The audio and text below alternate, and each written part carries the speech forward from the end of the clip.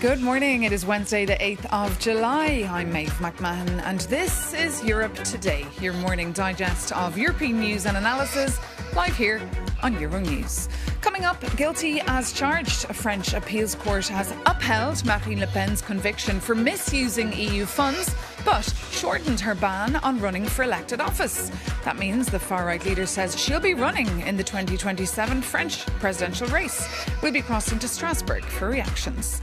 Meanwhile, the US military has launched fresh strikes against Iran this Wednesday after Tehran attacked 3 commercial vessels in the Strait of Hormuz. It comes as NATO allies gather today in Ankara for a second day of talks.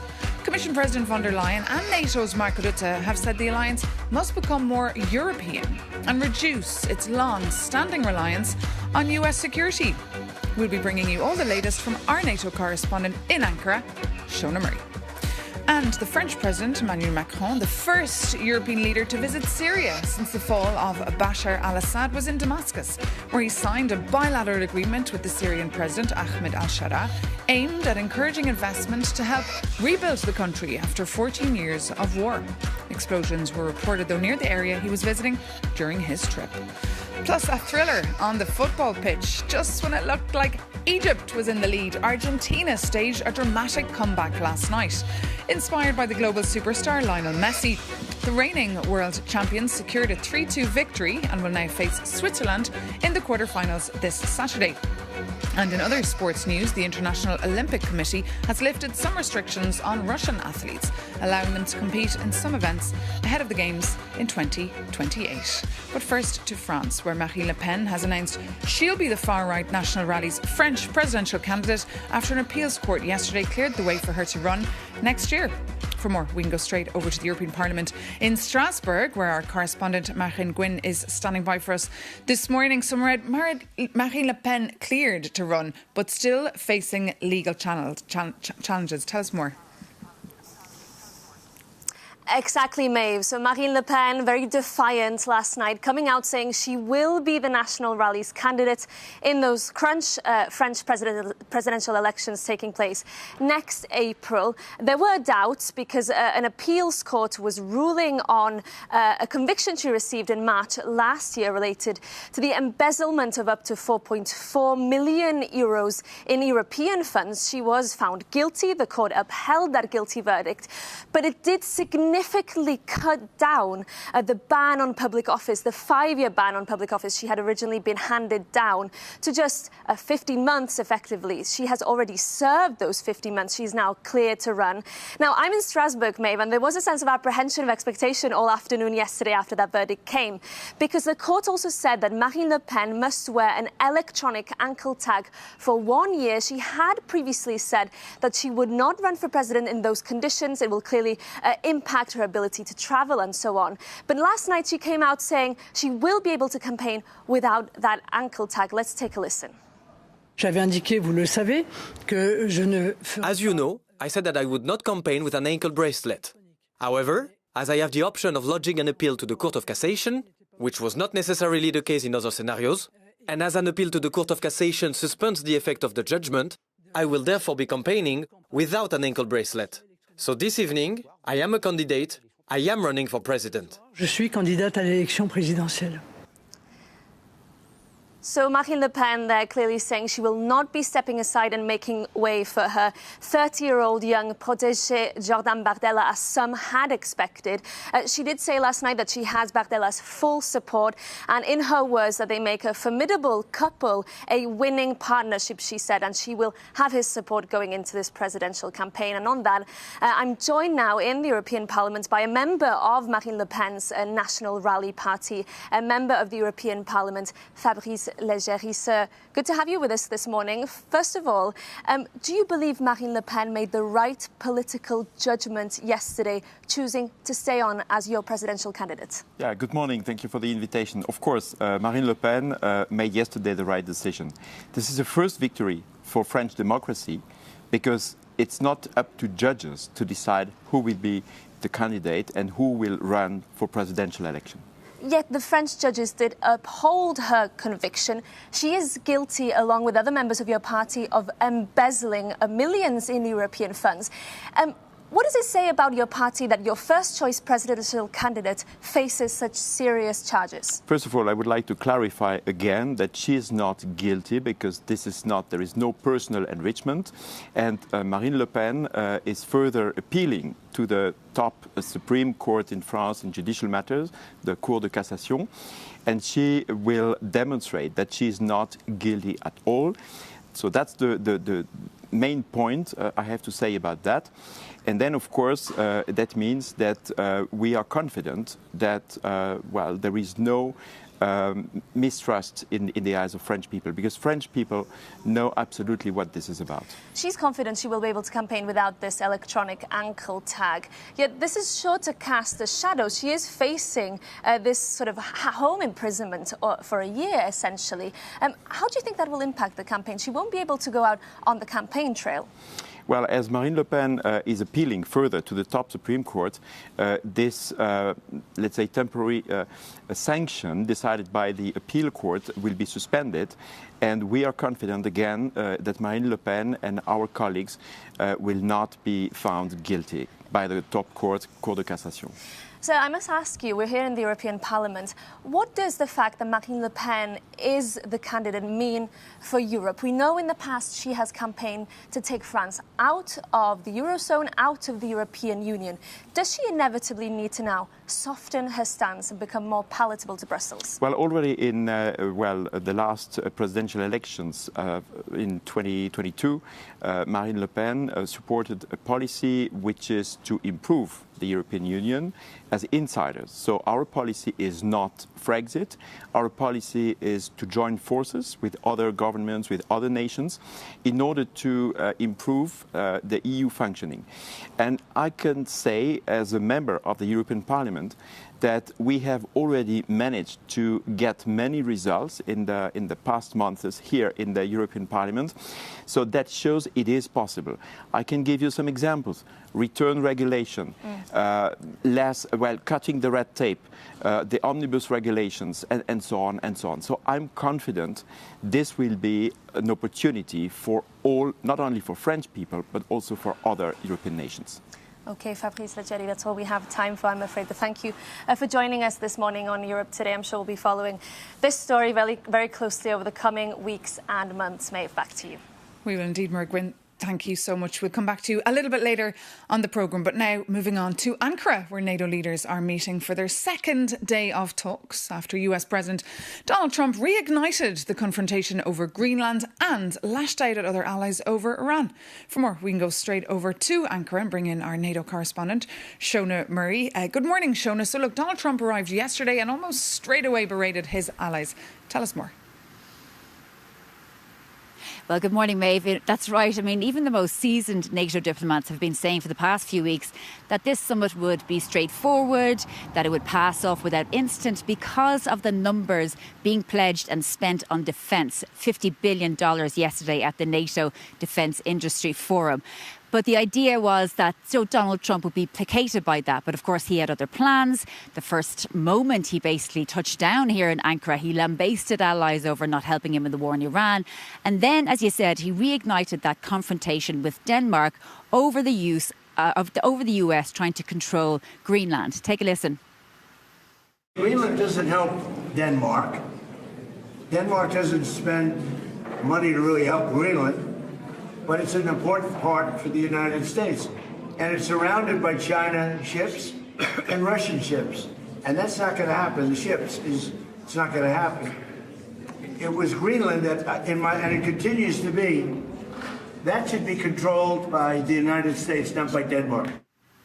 Now, the Prime Minister of Denmark obviously responded saying Greenland is not for sale, but it's obviously tarnished somewhat this summit. Then, moreover, overnight, Maeve, we know that the United States launched strikes against Iran in command and control centres. So there's a real concern that that might overshadow today's proceedings, which, of course, we're supposed to be talking about Ukraine, the war in Ukraine, and also the defence of the European continent. Of course, Donald Trump is due to meet Volodymyr Zelensky, the Ukrainian president, this afternoon around 2:30. But still, you know, it's not really as straightforward as NATO allies had hoped. Maeve? Hearing some big announcements coming out of that summit there on spending, Shona. Did that not please President Donald Trump? Well, certainly there was. I mean, $50 billion on tanks, submarines, Patriot systems, interceptors, and of course about $10 to $20 billion on drones, anti-drone technology, which is obviously important for modern warfare. So the idea was that that would settle, Donald Trump's claims that Canada and Europe have fallen behind over the past few decades when it comes to defence spending. But I sat down with the Foreign Affairs Minister of Canada, Anita Anand, and I asked her about Canada's pledges. We see the Russian threat moving further and further north towards the Arctic Circle. And we therefore need to be at all times prepared across various domains. 40% of Canada's landmass is in the Arctic. 70% of our coastline is in the Arctic. These submarines make sense from a threat perspective, from a geopolitical perspective, but also in terms of ensuring that we are scaling up in areas that will defend and protect the homeland. Do you think the issue with Greenland and Donald Trump is over now? Do you think that's settled? Canada stands with Denmark and Greenland. We, in fact, opened a consulate in Greenland in early February. And so I'll be meeting with the foreign minister of Denmark today. I'm sure we will discuss the importance of continuing to uphold the support for territorial integrity and state sovereignty. And as for future predictions, very difficult to say, but all that for Canada means that we are fundamentally supporters of international law and of multilateralism, including the principle of state sovereignty and territorial integrity. How important is it that Canada is working with Germany and Norway? That's very much the focus of Canada's foreign policy and our work to ensure that we're not only focused on the Arctic, but also NATO's eastern flank, where our largest military operation is Operation Reassurance in Latvia, where we lead the multinational brigade group and will do so at least until 2029. Do you think that Ukraine has turned the tide somewhat on the war in Ukraine, the Russian invasion of Ukraine? I do.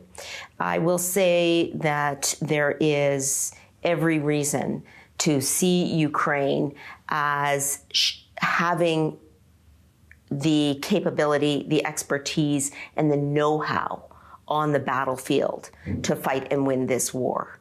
Countries around the world are seeking out the expertise of the Ukrainian armed forces and President Zelensky's overall strategy in the war. Always keeping in mind the importance of territorial integrity and state sovereignty, again, of Ukraine. The Donbass area, this is Ukrainian territory. Crimea, this is Ukrainian territory. We must never forget that. Do you think it's going to come back, Crimea? I do, and I will say Ukraine is going to win this war. And then just final question, Minister, as a woman, because we saw this picture of that Donald Trump posted about Giorgia Meloni, who's going to be at this summit today, saying there should be a restraining order. And they used to be close friends. Obviously, they've fallen out. Well, of course, Canada's approach to diplomacy is very much about the policy initiatives that we are undertaking with many countries, Italy included.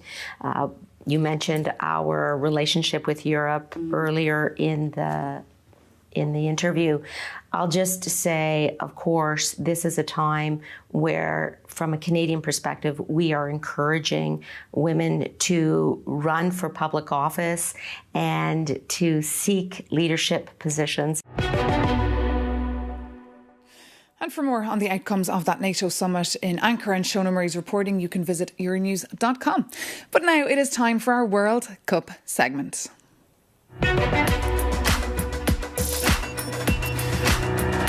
Well, reigning world champions Argentina enjoyed a dramatic night, coming from 2-0 down to win thanks to a stunning late intervention from the superstar Lionel Messi, who set up one goal before scoring the winner. Egypt, as you can imagine, is left devastated and also complaining about controversial calls during the game and saying the tournament is rigged in favour of Argentina. Meanwhile, Switzerland progressed at the expense of Colombia. After 120 goalless minutes, the round of 16's first penalty shootout was needed, with the Swiss holding their nerve to win 4-3. Meanwhile, everyone is still talking about the Belgian Red Devils' win over the US earlier this week and the fact that Folarin Balogun was allowed to play. It's even top of the agenda in Strasbourg today, where MEPs are gathering for their regular plenary session. So let's head back now to the European Parliament in Strasbourg and bring in once again our correspondent Margaret Gwynne. Margaret, look, a group of MEPs have signed a letter calling for an investigation here. Will this have any impact? Well, yes, exactly, Maeve. This row has now reached the corridors of the European Parliament here in Strasbourg. And as you said, a group of MEPs yesterday addressing a letter to the 27 football associations of the European Union, urging them now to request an official investigation into the decision-making process that led FIFA to overturn that suspension on US striker Folarin Balogun that allowed him to play in that round of 16 match against Belgium in the early hours of Tuesday morning. Of course, Belgium in the end winning that match 4-1. But there is a sense of outrage here over the way that Donald Trump personally interfered, pressured Gianni Infantino, who is the FIFA president, into lifting this suspension to allow the US striker to be able to play.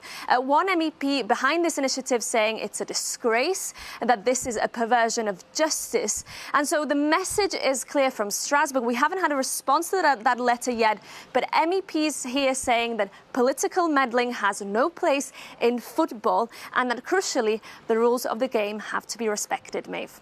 OK, Margaret Gwynne, thank you so much for that live broadcast there from Strasbourg. And now, as we enter the quarter-final stage of the FIFA World Cup 2026, we were curious to hear how people were feeling about this year's standout stars. So we sent our reporter Adnan Liel to the streets of Brussels to find out who their favourites have been so far.